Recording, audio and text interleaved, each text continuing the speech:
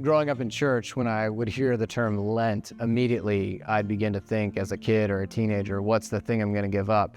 And I was never very good at it.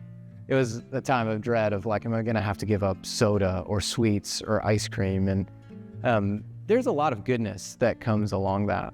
For the history of the church, Lent has been a season for fasting, a time where we intentionally lay something aside that we would normally enjoy. This doesn't necessarily need to be like a bad thing. A lot of times we're giving up something that's really good, that brings us a lot of joy, but we're choosing to set it aside so that we can make room to reflect, perhaps to pray, to invite God into that gap that's there. Dallas Willard said this about fasting. He said, fasting confirms our utter dependence upon God by finding in Him a source of sustenance that's beyond food.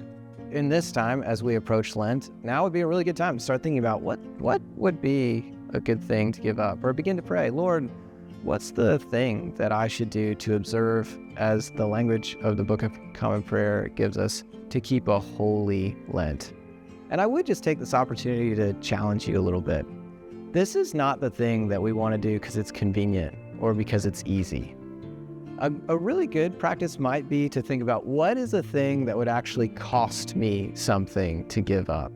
A food that I eat really regularly, a drink that I enjoy a whole lot throughout the day. For me, that drink is coffee.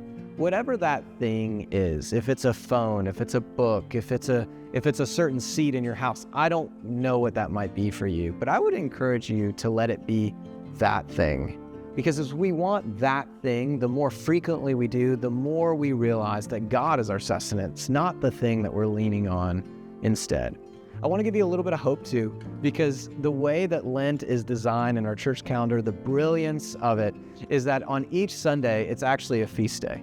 So on Sunday, you're allowed to partake of that thing. And it's a great opportunity as a reminder of the goodness of God throughout the season of Lent. But for the rest of the week, we want to give that up and hold this up to God as well.